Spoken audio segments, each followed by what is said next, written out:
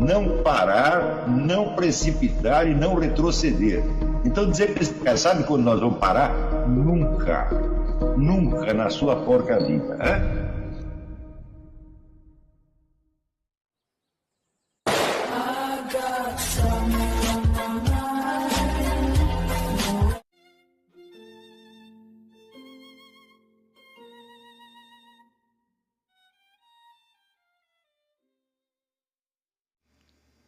E aí pessoal, tranquilo? Então vem aqui antes do vídeo começar, pedir para vocês se inscreverem, quem não for inscrito, compartilhar, curtir, comentar. Quem puder seja membro do canal, que isso ajuda bastante. Tem também o link do Apoia-se. Quem puder ajudar nosso canal e apoiar financeiramente vai ser muito bem-vindo. Mas o mais importante é transmitir o conteúdo e os conhecimentos do professor Olavo de Carvalho para mais e mais brasileiros. Então compartilhe e ajude aí nossa causa. Muito obrigado a todos os membros, apoiadores do canal. Fico muito feliz. Tenho certeza que a gente está no caminho certo. Então fiquem com o vídeo e até mais. Valeu!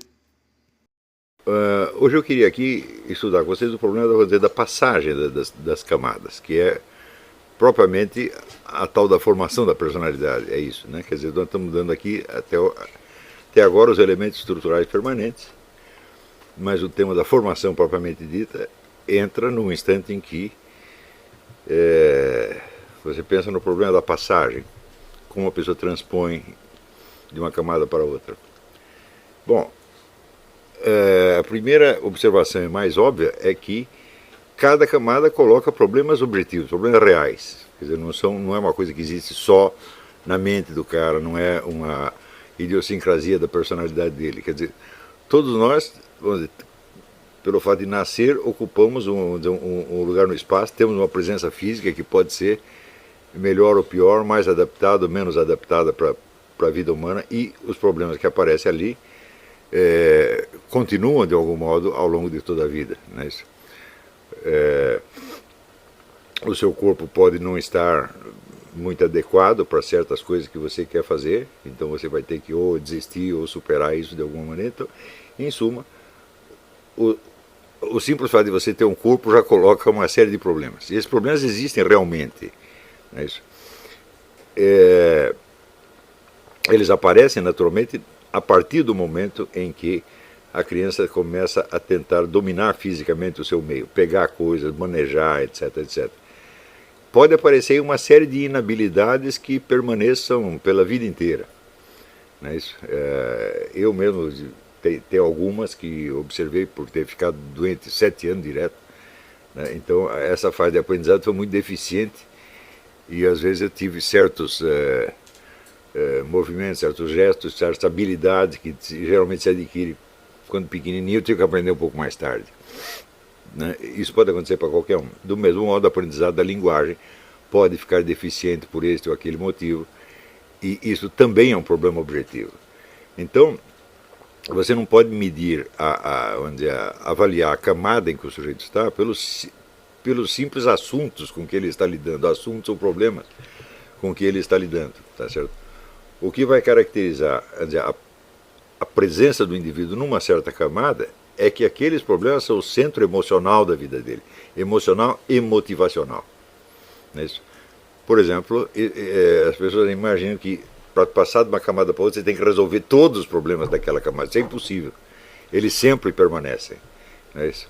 Então, permanece o problema e permanecem carências. Elas podem permanecer pela vida inteira, tá certo? Só que, se a camada foi transposta no tempo devido e da maneira devida, isso não será o centro emocional da pessoa. Será apenas um problema que ele tem que resolver, entre outros. Isso, inclusive, vale, vamos dizer, para carências tremendas, carências importantes. Vamos supor, por exemplo, a pessoa que não alcançou a satisfação amorosa no tempo devido e que pode chegar aos 70, 80 anos com esse mesmo problema. Só que é o tal negócio. A época de resolver isso já passou de algum modo e a vida continua e a pessoa vai ter que se adaptar às camadas seguintes.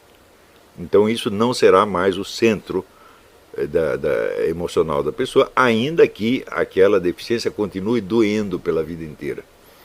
Isso quer dizer, às vezes quando a gente explica a teoria das camadas, a pessoa pensa que essas necessidades têm que ser satisfeitas no tempo devido ou essas habilidades têm que ser conquistadas no tempo devido para que se passe de uma camada a outra. Bom, mas o que caracteriza a camada é justamente o fato dela ser o centro motivacional. É o que o sujeito está buscando. E é importante ver que ele não está buscando isso de maneira consciente, como um alvo, uma meta declarada. Ele está procurando isso porque lhe parece natural ser assim e ele pensa que todo mundo está buscando a mesma coisa. Por isso mesmo é muito mais fácil você observar a camada desde fora do que desde dentro. É mais fácil você avaliar em que camada o outro está do que aquela que você mesmo está. Não é isso? Às vezes, para você se situar na escala das camadas, é melhor até você perguntar para as pessoas que você conhece. O que você acha que mais me interessa na vida? O que eu estou fazendo aqui? Né? Desde o seu ponto de vista. Então, às vezes pode ficar surpreso. Né? Então, por exemplo, essa fase da autoafirmação, a camada 5, muitas pessoas fracassam aí.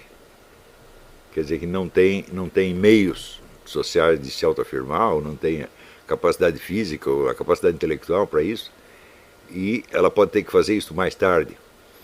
Né? Mais dia, menos dia vai ter que fazer. Mas é sempre possível o indivíduo voltar a tratar desses problemas, dando a eles, vamos dizer, uma importância limitada, dentro de um quadro maior. Quer dizer que se o indivíduo está, sei lá, camada 6, então a coisa fundamental para ele é a funcionalidade, né, das suas ações, é a relação entre o investimento e o lucro, quer dizer, a energia despendida e o resultado obtido, mas ainda dentro disso ele pode consagrar um tempo para, por exemplo, para ele aprimorar sua linguagem. Eu já falei muitas vezes que no Brasil todo mundo que tem abaixo de 50 anos aprendeu a ler muito mal, a ler e escrever muito mal. E eu reparo que mesmo os meus melhores alunos, os caras que mais estudam, mais inteligentes, cometem erros de gramática brutais. Por quê? Porque foram alfabetizados no socioconstrutivismo e então não tem o domínio da estrutura fonêmica da língua. Né? Então, bom, você tem que adquirir. Então você vai e faz o curso do Carlos Nadalim. Não quer dizer que você está na camada 3, você está entendendo? Mas sobrou um problema de camada 3 que você tem que resolver, ainda que você, né, esteja já psicologicamente muito além disso. Então,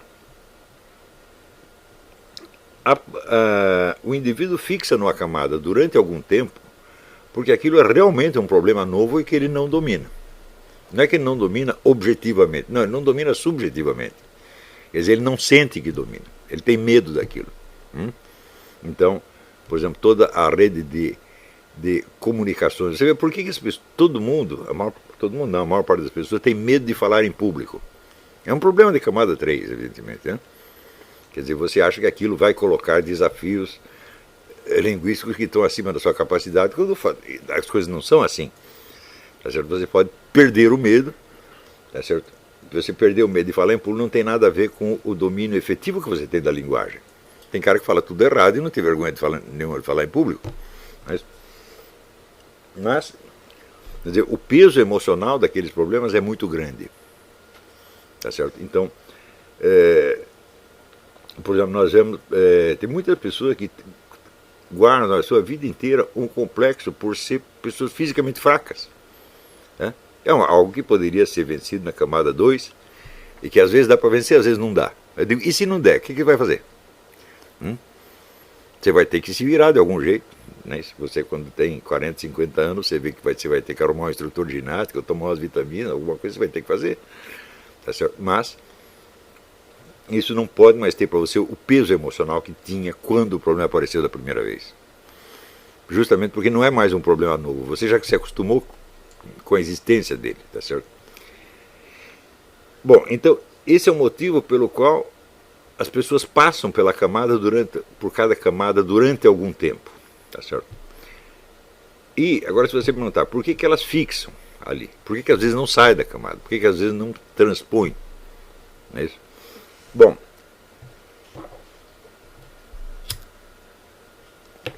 o primeiro motivo é que a pessoa não sabe que é possível passar. Não há uma causa efetiva, existe apenas uma carência. Quer dizer, o indivíduo não recebeu informação de que existe algo mais para ele na próxima etapa da vida. É isso. E exatamente por isso ele vai julgar todo o universo à luz das motivações daquela camada, né? E, de certo modo, aí entra num processo de autopersuasão. É isso. Então, todos nós conhecemos pessoas que aos 40, 50 anos têm a mesma mania de autoafirmação que tinha aos 14. Não é isso? Pessoas que vivem querendo se impor, quer mandar, etc, etc. Então, aquilo para ela é uma necessidade, porque ela acredita que os outros estão fazendo a mesma coisa e que se ela não subir em cima, os outros vão subir. Não é isso? Então, isso quer dizer que outras possibilidades da convivência humana não apareceram para ela. Então, em primeiro lugar, é claro que é um problema de educação, é um problema de simples informação. Não é isso? Ou, se quiser, é um problema de falta de imaginação. Isso quer dizer que se o meio social não fornecer para você essas informações, você só alcançará isso se for um gênio. Então isso quer dizer que a evolução ao longo das camadas não é um fato natural. A existência das camadas é um fato natural porque vamos dizer, é a condição antropológica, a condição da vida humana nos coloca esses problemas. Por um lado coloca em série e por outro lado coloca todos ao mesmo tempo. Né? Então, mas a travessia das camadas não é um processo natural de maneira alguma. Ele vem com a educação e frequentemente requer muita ajuda alheia. Tá certo? Agora, se a sociedade impelir você a estacionar numa camada, aí é muito difícil você sair. Porque não é que você não imagina, aquilo não existe no seu meio social.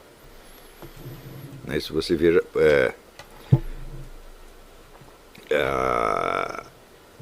eu reparo, por exemplo, que quando o Pedro colocou no YouTube aquele vídeo dele matando o urso, né, o número de pessoas que ficaram absolutamente horrorizadas, né, foi muito grande. Então são pessoas que têm medo dessas coisas. Elas têm medo de uma arma de fogo. Eu também tenho medo de arma de fogo, mas só por um dos lados. Se eu estiver do lado do cabo, eu não tenho medo nenhum. Mas se estiver do lado do cano, não é um problema. Eu já passei por essas duas situações, eu sei a diferença, é brutal, né? Mas em geral as pessoas têm medo da arma em si, não é isso? Então o que é isso aí? Essa é uma aspiração de camada 4, aquela proteção uterina, nada vai lhe acontecer, você está sob a proteção de Deus, do governo, da polícia, do papai, da mamãe, e se sai desta proteção e você mesmo tem que se virar, então é um Deus nos acuda. Essas são pessoas que não imaginam uma situação na qual a segurança do ambiente depende delas apenas. Sempre existe um fator externo, né, isso que provê, de algum modo, a segurança. E se falhar, então é o apavoramento total. É claro, existem pessoas que nunca foram colocadas na situação de ficar sozinho e ter que resolver o problema. Isso simplesmente nunca aconteceu. É isso? Mas não custa os educadores criarem isso. Aqui, por exemplo, existem, sei lá, cursos de sobrevivência na selva. Né? Mete o garoto lá, ele vai aprender como é que faz. É isso? Por mais tímido que ele seja, ele vai ter uma hora que dizer, bom, agora aqui ou eu resolvo o problema ou está tudo acabado. É isso? Eu conheço uma imensidão de pessoas que, nesse sentido, nunca tiveram um problema nas mãos. Ela tem um problema na vida, o problema pesa sobre ela, mas nunca está na mão dela. É isso? Então, por exemplo, o fato de, sei lá, entra um ladrão na sua casa e você tem que defender a sua família. Né? A maior parte das pessoas não pensa nisso nunca na vida. Se começar a pensar, vai ficar aterrorizado. Eu digo, mas isso pode acontecer para qualquer um. Não é isso? Portanto, é um problema objetivo que a vida pode colocar para você, mais dia menos dia, mas que pode ficar totalmente fora da sua imaginação. Então, vamos dizer, esse desejo de uma segurança recebida, segurança que vem de fora, isso faz o sujeito estacionar na camada 4 para sempre. Né? Então ele não é exposto ao desafio. Você vê, se você quiser passar a sua vida fugindo dos desafios, sempre é possível fazer isso. Não é isso? Então, e tem pessoas que, ao contrário, adoram o desafio. Não é isso? Não há uma idade certa para isso acontecer. Pode ser mais cedo ou mais tarde. Alguns é porque acham isso fazem isso porque acham divertido, né? O Pedro, por exemplo, ele sempre adorou encrenca. Não tem encrenca, é comigo mesmo, vou lá. Né? Eu não era assim, eu fui obrigado a fazer isso porque realmente fiquei sozinho, não tinha ninguém para me proteger. Falei, bom, agora tem que me virar, não é que eu gostasse da coisa. Né? Mas eu acho que na população brasileira o número de pessoas que estacionam na 4, por causa deste fator segurança, é muito grande. Você vê que isso aí vem de uma herança de Portugal. Você não pode esquecer que Portugal esteve durante 8 séculos sob guerras entre cristãos e muçulmanos. E às vezes o muçulmano avançava e dominava o território, daí vinham os cristãos, tiravam eles de lá. Eu digo, e o povinho de baixo, como é que fazia? Quem que ele ia obedecer? Não é isso? Então, um certo temor que induz o indivíduo a se adaptar a qualquer autoridade do momento é algo que nós trouxemos de algum modo da herança portuguesa. Né? O respeito excessivo pelo governo, né? A famosa cena do Vidas Secas, em que o Fabiano encontra um soldado que tinha agredido ele, e ele depois encontra o soldado sozinho. O soldado é metade do tamanho dele, mas ele vê que o soldado está fardado, ele pensa aí, governo é governo. Né? A gente vê que esta atitude de você esperar da autoridade isto ou aquilo, isso está muito arraigado na sociedade brasileira. Né? As pessoas não têm iniciativa própria, não imaginam que certos problemas, né? Sei lá, tem um buraco aí no meio da rua, o governo tem que vir tampar. Fala, por que o governo? Você não pega uma pá e vai lá tampar. Né? Isso faz parte da sociedade e isso é um fator que aprisiona as pessoas na camada 4, criando então uma infinidade de outros problemas, porque você pode estacionar a camada o tempo que você quiser, mas a vida não vai ficar esperando você resolver os problemas todos daquela camada. Quer dizer, você alcançar, vamos dizer, por exemplo, a segurança, o senso de proteção, né, que faça você se sentir permanentemente em paz. Isso não existe. É claro que não existe na vida humana. Tem momentos onde você se sente perfeitamente seguro e outros momentos você sente que está no mato sem cachorro. Isso é assim para todos. Né? Mas o indivíduo pode achar que isso não é assim, que isso está sendo assim só com ele. Os outros estão protegidos, os outros têm todos, né, toda a segurança necessária, é só ele que não conseguiu e ele continua se esforçando para conseguir aquilo o resto da vida. Né? Então, o primeiro fator que impede a travessia normal das camadas é um fator de ordem cultural. Não é isso? Então, quando você toma consciência de possibilidades que estão adiante, você vai se enfrentar então com uma segunda questão. Quando você passa de camada, você fica desajustado em relação às pessoas que estão na camada anterior. Não é isso? Se você está, por exemplo, no país dos coitadinhos, onde está todo mundo procurando proteção, e você decide você mesmo se virar e fazer acontecer, você vai ser considerado um chato, agressivo, perigoso. É isso? E daí é aquele negócio, não vão te chamar mais de meu fofinho. Né? Então, isso é uma pressão tremenda sobre a psique e é um tremendo desestímulo. Não é isso? Em outros casos, você pode ter, vamos dizer, na adequação à camada 6, os problemas que surgem na sociedade brasileira são tremendos. Eu me lembro, por exemplo, quando eu entrei no jornalismo, eu era muito novinho, eu sempre cheguei atrasado em tudo. Eu entrei na vida, o Milor Fernandes que dizia assim, Milor Fernandes nasceu no Rio de Janeiro aos 8 anos de idade. Né? Mas no meu caso é verdade, eu nasci aos 8 anos de idade mesmo. Até lá eu era um bebê, não sabia de coisa nenhuma. Né? Então às vezes eu fico sabendo das coisas um pouco tarde. Então quando eu fui trabalhar no jornalismo, eu não tinha dificuldade com a língua, porque eu dominava a língua portuguesa, melhor até do que os colegas, isso aí não era problema. Só que eu não sabia nada da vida, não tinha malícia, não tinha nada. E aos poucos eu fui percebendo que havia um estímulo à desonestidade e à ineficiência. A ideia ali era a seguinte, trabalhar o mínimo possível e tentar ganhar o máximo de dinheiro. Isso era ética da profissão jornalística na época que eu entrei. Não sei como está hoje, mas eu não acredito que tenha mudado muito.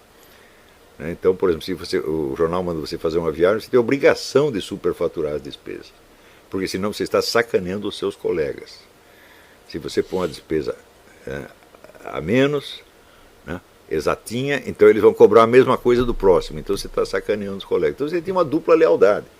Você tem a lealdade com a empresa e o emprego, e você tem outra lealdade com os colegas. Isso é uma fonte de problemas que não acabava mais e, evidentemente, um fator que impedia as pessoas de se encaixar direito na camada 6 e se tornar profissionais de alguma coisa. Porque você tem...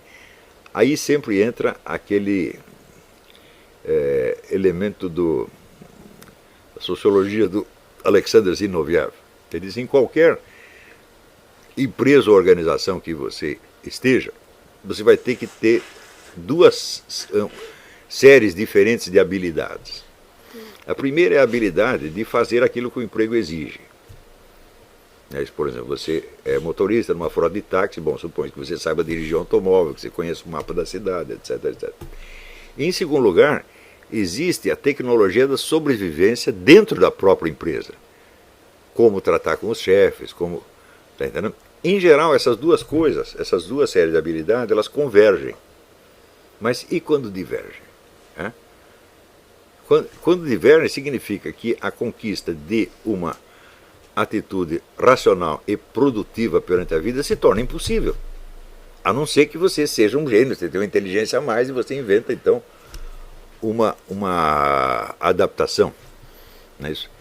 Em primeiro lugar, porque você não vai ter o modelo da eficiência. Você vê que está numa situação onde todo mundo está enganando todo mundo, não para fazer o serviço, mas precisamente para não fazê-lo. Não é isso?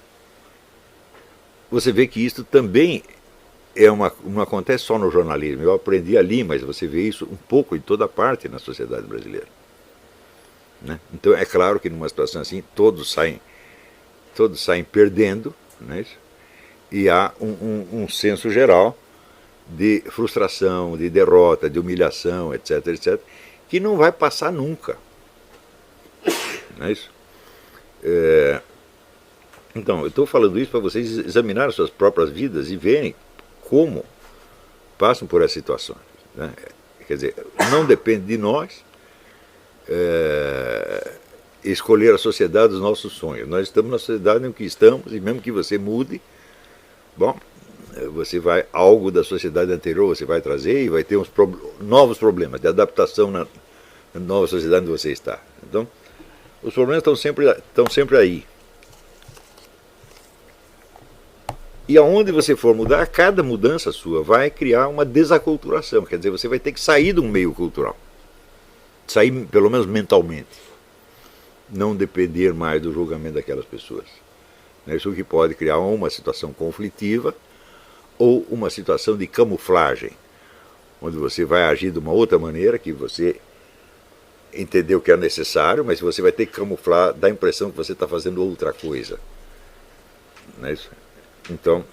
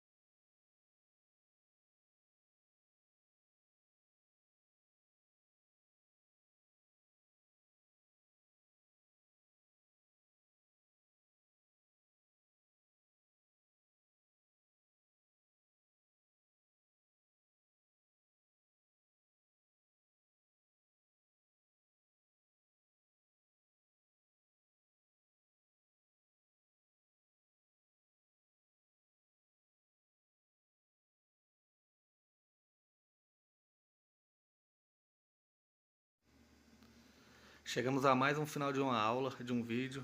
Espero que tenham gostado. Quem não se inscreveu ainda, se inscreva, compartilhe, comente. Ajude nosso canal, apoie, seja membro. E ajude nosso canal a chegar a cada dia a mais brasileiros que precisam muito do conhecimento do professor Olavo de Carvalho.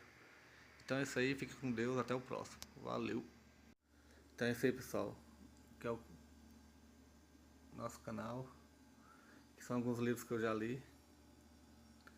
A maioria foi doação, mas alguns eu adquiri, professor Olavo de Carvalho. Alguns livros se perderam aí que eu emprestei. professor Alexandre Costa, a Bíblia Sagrada, 10 lições sobre Karl Marx. Indico a não ler esse livro, que é muito ruim mesmo. Alguns pensadores aqui que realmente, como o professor Olavo de Carvalho disse, não são pensadores. Valeu, tamo junto aí. Apoie nosso canal, seja membro.